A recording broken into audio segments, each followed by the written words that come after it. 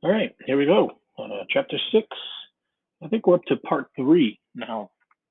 So we left off and we were talking about picture brides last week, and I think we covered that. Even though some of you in your responses didn't quite get it, I think you left out several details of a picture bride. So picture brides were when you chose a bride based on her picture.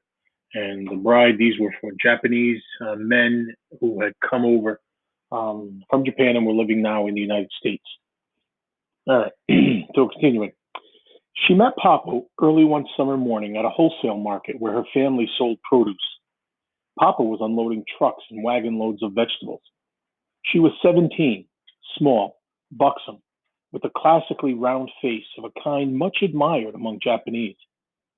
He was 25, a sometime law student who spent his summers working around Spokane. He liked to shoot pool in his spare time. He played cards and dressed like a man from a much flashier part of the country. He was also pitching for a semi pro baseball team called Nippon. We have a picture of him down on one knee for the team photo in the front row, his mitted left hand resting on the other knee, his thick hair loose, his eyes showing a cocky confidence. His lean jaw bulges slightly, as if holding a small plug of tobacco in the manner of Ty Cobb, whose style was the one to imitate about that time. So this is in the early days of baseball during this time, and this team. This is a random picture, as it says this team is. This picture was taken in Tokyo. I kind of doubt that when you look at the houses in the background. Like down here it says Tokyo, Japan. I don't believe it because first off, everything's in English here, and looking at the houses, this could be anywhere in the United States. But I found this picture because I wanted to kind of show a typical stance that they're talking about. So hand on is he was standing on one knee, and he had a gloved hand on his other leg. So this particular guy didn't have a glove, but this one does, and this one does too, and this one does too, and you get the idea. Anyway, so Papa dressed like a richer guy than he was. Is one of the things that she mentioned. He liked to shoot pool and dressed like a man from a much flashier part of the country. So he kind of show offy in that regard. Mama's parents were terrified when they saw him coming. He not only led what seemed to them a perilously fast life, he also borrowed money. The story goes that he once asked Mama to borrow as much as she could from Granny. All Granny had at the time was a $5 bill. She gave it to Mama, who passed it on to Papa, who then came stalking into the kitchen, stiff backed, glaring scornfully at Granny. He was insulted. It's not enough, he said. $5. I need more than $5. If that's all you've got, I'd rather have nothing. And he threw the bill into the fire. So let's talk about $5. And this is about 1914 that we're talking about, if I did my calculations correctly. 19 in $5 in 1914 is almost $300 today. So I don't think any of you would take almost $300 and just throw it into the fire. You would say, thank you, and move on to go spend it. The first time Mama ran away with him, her brothers came looking for her, brought her back to the family farm, and locked her in a second-story room. Mama was so desolate, her oldest brother Charlie couldn't stand it. He leaned the ladder up to her window, forced the latch, and let her out. That time they got away, got married, and made it down to Salem, Oregon, where Papa cooked in a restaurant and she worked as a nurse and dietitian until my oldest brother was born in 1916. After that, she had a child about every 2 years, 9 in the next 18. And Papa kept moving, looking for the job or the piece of land or the inspiration that would make him his fortune and give him the news he hoped all his life he would one day be able to send back to his relatives. Wakatsuki Ko made it big in America and has restored some honor to his family's name. So this was Papa's goal all along in coming to America. He wanted to bring honor back to the family name. He remember with the whole what do you call that thing, the tea house that they were talking about, and the he thought it was a dishonorable thing because a merchant was below, all these other people, and he thought it was dishonorable profession. So he wanted his goal in life was to make it big.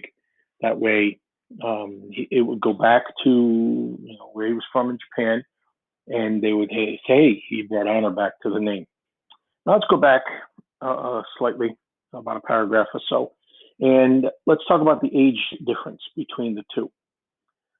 Papa was 25 when he first met Mama, and she was 17. Now, that's a roughly 8-year difference. So, the 8-year difference when you're talking about a 50-year-old and a 42-year-old, not much of a difference. When you're talking about a 25-year-old and a 17-year-old, yeah, that's a big difference. Um, so, my parents were 8 years apart.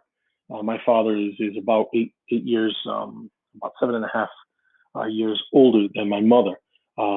So, but the thing was, my father was 28. He was going to turn 28 when they got married, and my mother was 20, so she was about to turn 21 um, when when they got married. So roughly an 8-year difference. Like I said, 7.5 year difference. So not that big of a deal when you're in your 20s, but when you're in your teens, yeah. I don't think most of your parents think about it. In 2 years, 3 years for some of you, you finding a 25-year-old and going off and running away and getting married with him. Yeah, not going to happen, right? But this was the 1920s, and things were different in those days, 19 teens to the 1920s. Things were very different than they are today. All right, I lost my place. Here we go. The first time Mama ran away with him. Oh, we read that already. I lost my place. Sorry about that. After that, I read that already. Education mattered a great deal to him. In later years, he would brag to us that he went to law school and imply that he held some kind of degree from a northern university. It's true that everywhere he stopped, he'd be helping a friend through one legal squabble or another, an immigration problem, a repossessed fishing boat. He worked for the government at one point, translating legal documents. But as badly as he wanted us to believe it, he never did finish law school. Who knows why? He was terribly proud, sometimes absurdly proud, and he refused to defer to any man. So that meant, he wasn't gonna. He kind of had to have the last word. In other words, maybe in training for that profession in those years before the First World War, he saw ahead of him prejudices he refused to swallow, humiliations he refused to bear. On the other hand, his schooling was like almost everything else he tried. For all his boasts and high intentions, he never quite finished anything he set out to do. Something always stopped him: bad luck, a racial barrier, a law, his own vanity, or arrogance, or fear of losing face. So it doesn't sound like he was too successful in much at this point. Whatever it did, something always kind of got messed up. And she says it was either bad luck, a racial barrier. Obviously, there was a Japanese prejudice in those days, some law, his own idea that he was better than everybody else, or just kind of fear of losing face and being embarrassed. So if he was in that position that he was going to be embarrassed, he would just kind of quit. For a couple of years, he tried lumberjacking in Seattle. We have another old photo, this one from the 20s, that shows him standing on a railroad siding with his boots spread wide, one hand on his jeans pocket, and the other holding a wide brim hat flung high in boisterous greeting, a Nipponese frontiersman with the pine forest rising behind him. In Oregon, he learned a little dentistry, a skill he later put to good use at Manzanar, where he made dozens of dentures free of charge. Now, when you're a dentist in this case, He wasn't the dentist, the white coat wearing dentist that we go to nowadays that fix your teeth. No, dentist in those days could have been anybody. Anybody that could rip out a tooth and then make you dentures. Dentures in those days were made out of wood mostly, and with in the next coming years, in the next 15 to 20 years, they would get a little bit more sophisticated, and that they would start using plaster molds and creating something a little more what we're used to seeing today. He tried farming there too. The alien land laws prevented him from owning property, but he could lease the land or make a tenancy deal and work it. So he himself couldn't own the land, but he could at least become, like those of you in my academic strategies class, we talked about sharecropping. And sharecropping was where somebody owns the land, and the rent that you pay to work that land and to live on that land, you pay a portion of the crop. And that could have been the tenancy deal that they're talking about here, or you just flat out paid rent. So either way, they worked something out for the land. A few years before I was born, he had settled the family on a 22-acre farm near Watsonville, California, raising apples, strawberries, and a few vegetable crops. He was making good money, living in a big Victorian house, and it looked as if he'd found his castle at last. But his luck didn't hold. The well went dry. 30 years after sailing away from financial dead end and the remnants of a once noble family in Japan, he found himself in the middle of America's depression and on the move again, with 8 kids and a wife this time. So the Great Depression was October of 1929. So at this point, he had 8 kids, and the country was in a depression, which doesn't mean everybody was sad. It meant that the economy was really bad. Who knows what's going to happen after this coronavirus thing finishes and we go back to normal? Right now, our economy is kind of at a standstill. Um, the unemployment, millions of people are out of work right now, including your family members, my family members, and it's crazy, and we're never going to know what's going to happen. Do I think it'll be a depression? Probably not, because there are safety features built into our economy today that weren't there in 1929 to prevent that sort of thing from happening. But who knows when we do get back to work. So with a family of 8, he worked his way down the California coast, picking prunes, peaches, Brussels sprouts, sending his children into the orchards like any migrant worker's family, hoping their combined earnings would leave a little left over after everyone was fed and the cars gassed up for the next day's search for work. So you had 8 kids. There weren't too many cars that could hold 8 people. They weren't minivans or those big 15-passenger vans in those days. So they needed a couple of cars. So they hoped that by the end of the day, that they would make enough money on whatever they were picking, that they could pay for gas to move on to the next farm the next day, and to feed everybody, because obviously that's what we were in it for. Now, notice they don't mention anything about where they were living at this time. And migrant workers to this day, today the borders closed, but migrant workers come up from Mexico, and they get like a visa or permission to come over just during harvest season.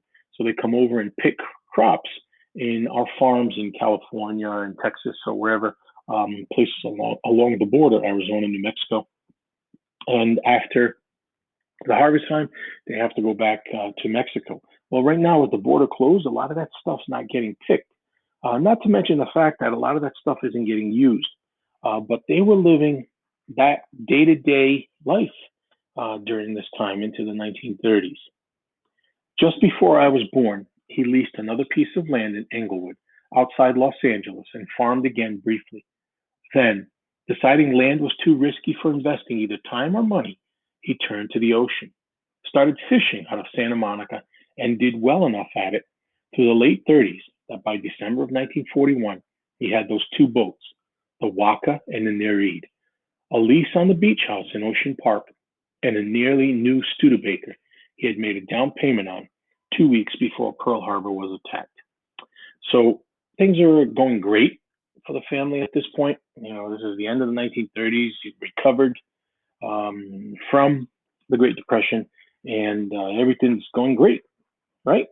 Two boats. We talked about the two boats and how valuable they were in today's money. $500,000 boats, and everything's going great. You live in a great neighborhood, great house, and then Pearl Harbor happened. So we'll see what happens from there. Have a good day.